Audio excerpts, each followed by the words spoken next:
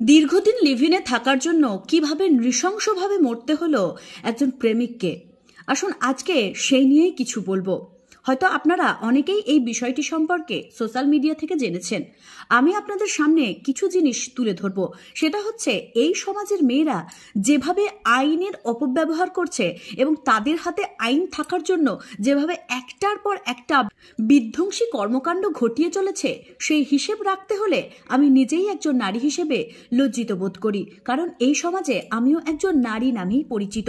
এবারে আসুন এই সার্থক দাস এবং সংহতি পালের জীবনের ঘটনাটা একটু আপনাদের সামনে তুলে ধরি।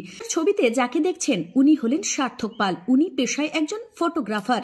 গত সোমবার দিন ওনার মা মারা যান। মায়ের শেষ কার্য সম্পন্ন করে উনি নিজের বাড়িতে ফিরে আসেন মঙ্গলবার দিন। মায়ের শেষ কার্য সম্পন্ন করে বাড়ি ফিরে আসার পর এই সংহতি পালের সঙ্গেই নিজের জীবনটাকে আঁকড়ে ধরে বাঁচতে চেয়েছিলেন। সংহতি পাল হলেন একজন ডিভোর্সি মহিলা। তার স্বামীর সাথে তার ডিভোর্স হয়ে গেছিল এবং তার একটি সন্তানও ছিল।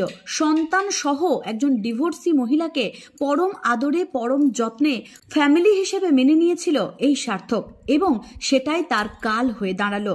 মাকে হারানোর পর সোশ্যাল মিডিয়ায় যখন এই সংহতি পাল এবং তার সন্তানকে নিয়ে সে একটি পোস্ট দেয় লাইফ লাইন এবং ফ্যামিলি ক্যাপশন দিয়ে, এই মেয়েটি সেদিন মধ্যরাতে বুকে ছুরি চালিয়ে দেয় তার প্রেমিকের, এবং সেখানেই প্রেমিকের মৃত্যু হয়।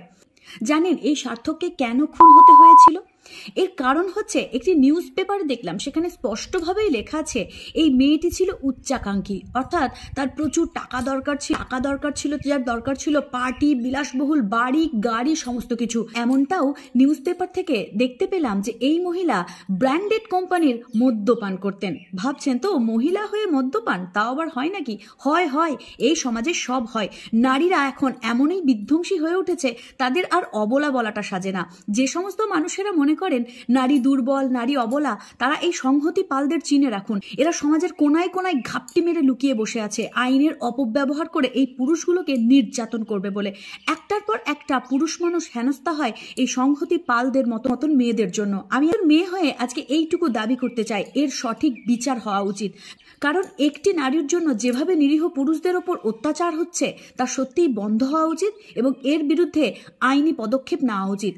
আমি ভারতীয় আইনকে করজোরে অনুরোধ করব, নারী বলে কখনো ছাড় দেবে না। তারা সব ক্ষেত্রে সব জায়গায় সমানাধিকারের দাবি রাখে, তাহলে তাদের পাপের শাস্তির ক্ষেত্রে নারী বলে কেন তারা ছাড় পাবে? বেচারা সার্থক যে সোমবার দিন তার মাকে হারিয়েছিল, হয়তো তার মাও তার এই সম্পর্কের জন্য মনে মনে ভীষণ কষ্ট পেতেন। সেই কষ্ট থেকে, সেই যন্ত্রণা থেকে দীর্ঘদিন তিলে তিলে নিজে শেষ হয়ে যাচ্ছিলেন।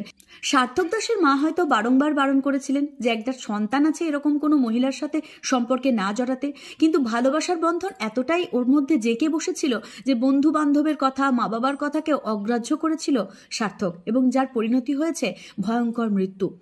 মা তার দুঃখ দুর্দশায় একমাত্র বুঝতে পেরেছিলেন, তাই হয়তো নিজের মৃত্যুর ঠিক 2 দিন পর নিজের সন্তানকেও নিজের কাছে ডেকে নিলেন। হয়তো এই মৃত্যুটা অত্যন্ত যন্ত্রণাদায়ক এবং অস্বাভাবিক, এর বিচার প্রযোজ্য, কিন্তু তবুও একমাত্র মাই যে সার্থকের আসল পরিবার ছিল তা হয়তো এই ঘটনা প্রমাণ করে দিয়ে যায়। আমি অনুরোধ জানাবো এই ধরনের মহিলাদের থেকে সাবধানে থাকুন, কারণ এই সমস্ত মহিলারা তাদের ন্যাকা কান্না কেঁদে এমনভাবে পুরুষ মানুষদের মাথা ঘুরিয়ে দেয় যে পুরুষ মানুষেরা তাদের মায়াজাল থেকে বেরোতে পারে না। সবশেষে সমবেদনা জানায় সার্থকের জন্য, তবুও পরপারে সে তার মায়ের কাছে গিয়ে ভালো থাকুক, এটাই চাই। আর সঠিক বিচার হওয়া উচিত এই সংহতি নামের মেয়েদের, যারা এই সমাজে প্রত্যহ আইনের অপব্যবহার করে চলেছে। সকলে ভালো থাকবেন, সুস্থ থাকবেন। আজকের মতো এই ভিডিওটি এখানেই শেষ হলো। দেখা হচ্ছে আগামী কোনো ভিডিওতে। ধন্যবাদ। জয় শ্রীকৃষ্ণ।